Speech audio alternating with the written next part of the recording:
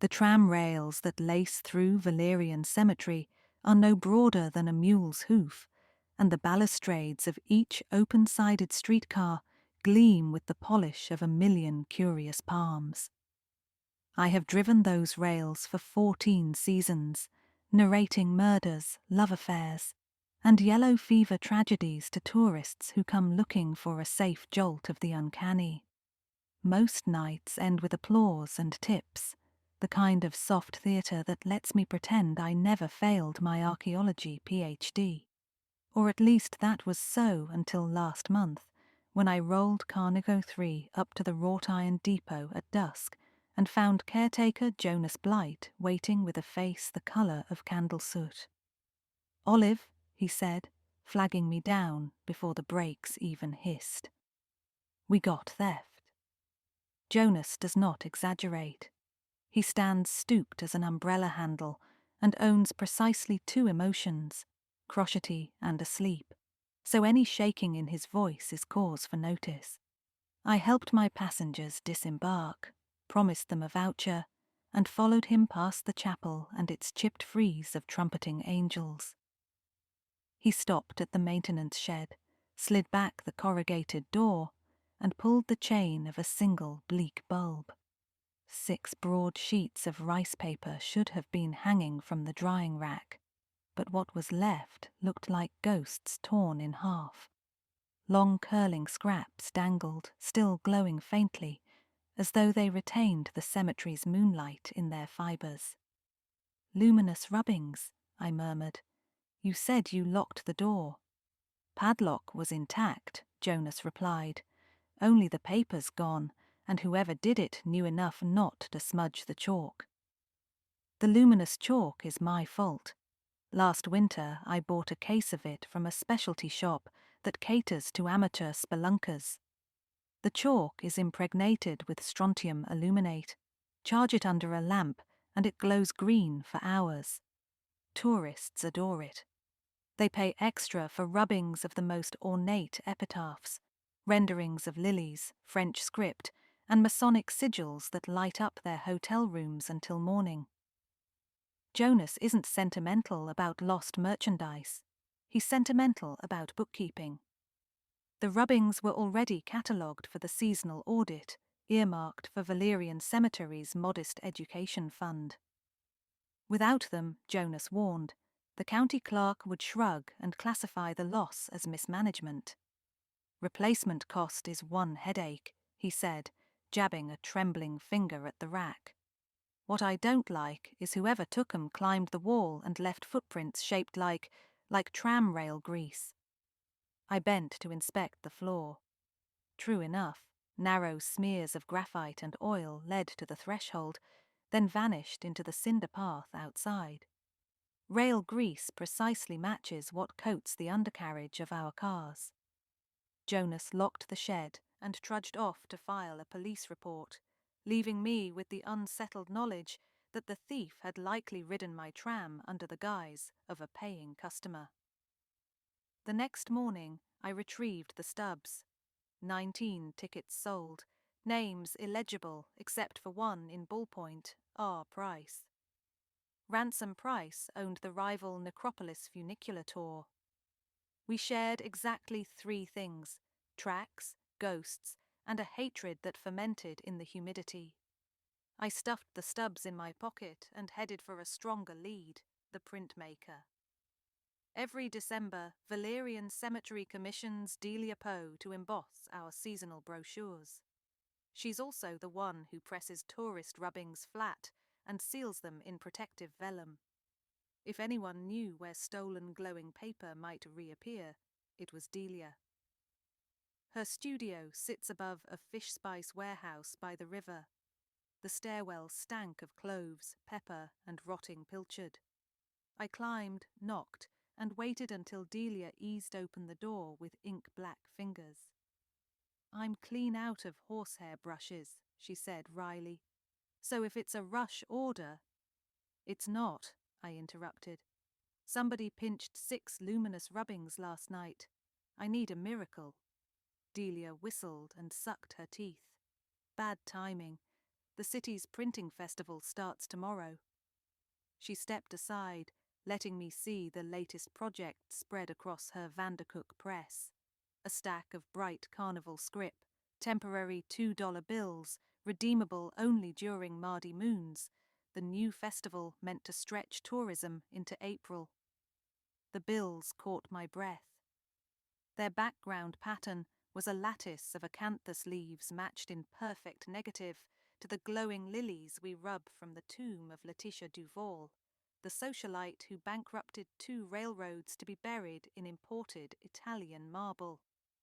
Side by side, the resemblance was shocking. I touched a finger to the carnivalesque script. "Tell me the city hired you to replicate Duval's stonework?" Delia cocked an eyebrow. "Not a chance. The official plates come from Baton Rouge. These," she tapped the bills, "walked in yesterday with a fellow claiming to be Bureau of Spectacle Enforcement. Pure nonsense, but he waved some gold-embroidered badge and paid cash." "What name?" I didn't ask. He called himself just Inspector. He wanted proof prints on rice paper, said the final run would be in polymer. She hesitated. "Olive, do you think the rubbings are tied to counterfeit money? I think someone realized the cemetery contains ornamental micro-etchings better than any banknote guilloche." Delia used a rag to wipe her palms. "I kept 2 test sheets. You want them?" I nodded, rolled them gently, and thanked her. Outside, I unrolled 1 test note in daylight. Under the sun, flecks of strontium illuminate revealed themselves like freckles. The thief had mixed luminous chalk dust into the ink. Ordinary buyers would see only garish carnival currency, but under black light every vine would glow, an anti-counterfeit measure more subtle than watermarks. Ingenious. Illegal. Walking back to the trolley barn, I counted the stray details. Tram grease, missing luminous paper, carnival scrip, a conman with a badge. The connecting thread kept pointing toward Ransom Price. He adored spectacle and loathed my superior ticket sales. But Ransom was too cautious to risk felony forgery. He'd need a partner. That evening, I attached a portable ultraviolet lamp under the dash of Carno 3. When I flipped it on, tiny droplets lit the footboards where passengers step. I followed their faint glow along the platform and down the gravel corridor between mausoleums. Midway to the visitors' gate, the drops grew denser, forming a glowing trail that veered into an unoccupied crypt. The crypt belonged to the Cardoza family, who had all decamped in 1917 during a flood and relocated the remains. Now the vault served as nothing more than picturesque ruin. The door had popped outward by a hand's breadth. I slid inside and flicked my flashlight. The interior smelled of limestone dust and pigeon feathers. Against the far wall stood something new. A portable offset lithography press, the kind art students use, its platens smeared with luminous residue. Stacked next to it were 5 dozen finished sheets of carnival scrip, each still moist. I snapped photos with my phone, then heard gravel crunch outside. Footsteps. I killed the beam and crouched behind the press. A silhouette blocked the door, scanning the interior with a penlight. The man was tall, narrow-hipped, hatless despite rain spattering the marble arch. He knelt to pick up a curled remnant of rice paper, cursed, and finally spoke in a voice I'd heard hawking jokes on his own tour tram. Ransom Price.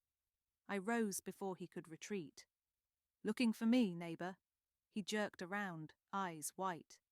"Olive, what in Hades?" "Drop the flashlight." I stepped forward, wielding the broken shear handle I'd found by the press. "I found your money mill." "My mill?" He gaped, then laughed in a stuttering wheeze. "I'm here to stop exactly this. I got an anonymous tip. Thought maybe You always said the glow chalk would make unique keepsakes. His fear looked genuine, but Ransom is a consummate actor. I signalled him to the rear wall, bound his hands with gauze lying about, and phoned Jonas, who in turn roused Detective Gaetan of the City Fraud Squad. Before the authorities arrived, I rifled Ransom's pockets. No badge, no printing instructions, but a receipt from Papillon Hardware. Purchase, padlock duplicates.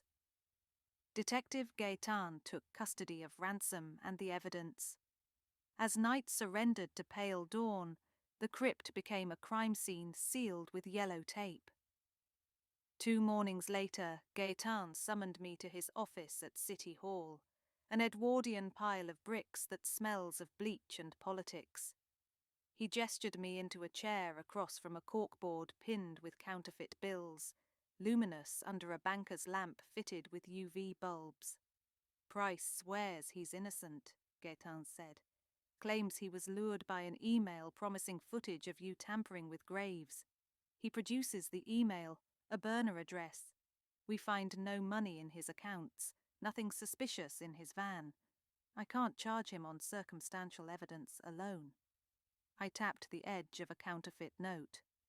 You need the plate maker. Exactly. Whoever etched those acanthus lines onto polymer used a laser micrograver. Not cheap. We ran serial numbers on the press. Turns out it was reported stolen 4 months ago, from Sydney University's art department. My failed alma mater. The coincidence burned. Gaetan, I said slowly. Sydney's head of printmaking is Professor Blythe. He mentored me and Ransom too. But there's a teaching fellow this semester, Warren Skell. Gaetan searched the database. Skell. Arrested 5 years ago for forging bus passes. Charges dropped. Lives in a warehouse on Thistle Street. We drove there at noon. Gaetan knocked, no answer. He produced a warrant, and we entered. Ink fumes curled from a back room where blackout drapes turned day to twilight. On a metal work table lay stacks of partially printed scrip, luminous speckles drying. Next to it, the missing rubbings, the originals, each intact, illuminated by a broad UV panel.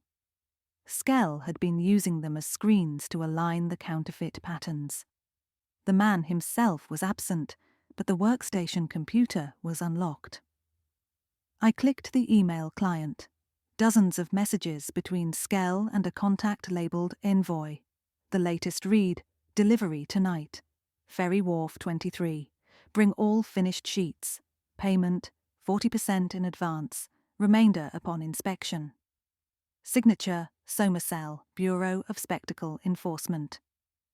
The Bureau was fictional, an inside joke among street performers who mock city bureaucracy. Skell and his envoy were using the gag for cover. Gaetan radioed Port Authority to monitor the wharf. He stationed plainclothes officers beneath every sodium lamp. My duty could have ended, but a decade of failed digs had taught me a bitter truth. Artifacts vanish when you stop watching them. I insisted on riding along. Mist snaked over the river. At 28 minutes to 11, a long coat emerged from the warehouse row, lugging a duffel heavy enough to bow his shoulders. Warren Skell wore academic tweed darkened by damp. He paused under a lamp, glanced at his wristwatch, then continued to slip 9, where a derelict paddleboat called Belladonna roped idly to a stanchion. Another figure detached from the paddleboat's shadow, a woman, lean, athletic, hair bound under a cloche hat. She offered no hand, but unzipped the duffel Skell placed at her feet, extracted one luminous bill, and snapped on her own UV flashlight. The note glowed emerald, and she nodded. That nod triggered Gaetan's team. Officers converged, pistols raised, yelling. The woman spun, vaulted the rail, and bolted down the dock. Skell crumpled to his knees without resistance. I chased after the woman, reckless maybe, but the anger inside me thrummed hotter than caution. She had 50 meters on me and deeper lungs, hurdling coils of rope and dodging lobster cages. Her cloche flew off, revealing white blonde hair bound in a sailor's knot.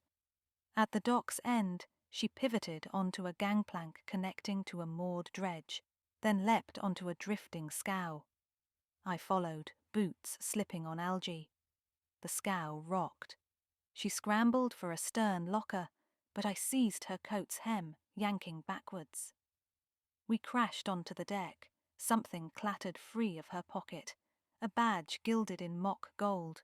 Bureau of Spectacle Enforcement. She elbowed my ribs, rolled away. But by then 2 officers had boarded. Cuffs snapped shut. The envoy glared ice at me and spat. "You've doomed your cemetery. They'll bury it in subpoenas once this circulates." "Better subpoenas than counterfeiters," I said, though I worried she wasn't entirely bluffing. Gaetan later identified her as Sansia Delorier, a former graphic designer for the state print house, fired for intellectual property theft. She and Skell met in a letterpress forum, hatched the plan to launder counterfeit carnival currency through legitimate food stall vendors, then redeem the scrip en masse before auditors cross-checked tallies. The luminous chalk served dual purpose: novelty marker for accomplices and latent security guarantee to deter copycats. But they still needed the original acanthus design. That's where the cemetery came in. Letitia Duval's marble is world-class glyptic artistry dense with microfiligree, impossible to replicate without scanning. Photographing those lines in daylight would blur. Chalk rubbings store every depression perfectly. 6 sheets spread across a drum scanner produce digital blueprints, complex enough to fool even automated banknote sorters. Santia spearheaded the theft. She bought tram tickets under aliases, watched my routine, and learned I store completed rubbings overnight in the shed before Jonas files them. On the eve of Mardi Moons, she drugged the padlock with liquid nitrogen to weaken it, used duplicated keys to the tram barn, purchased at Papillon Hardware through Ransom's stolen receipt, and rolled a tram a dozen yards to align its footboard beneath the shed window. After climbing in, she removed only the luminous sheets catalogued for sale. They'd already been pre-flattened, perfect for scanning. Skell handled digital conversion, printed short runs on polymer for field tests, and when those passed through vending machines unquestioned, geared up for the larger print job. Delia Poe unwittingly supplied test prints, but they needed the litho press moved covertly. The abandoned Cardoza crypt offered both seclusion and symbolism. They believed hiding evidence where no lawman enjoys treading would buy them days. Ransom Price's presence nearly upended matters.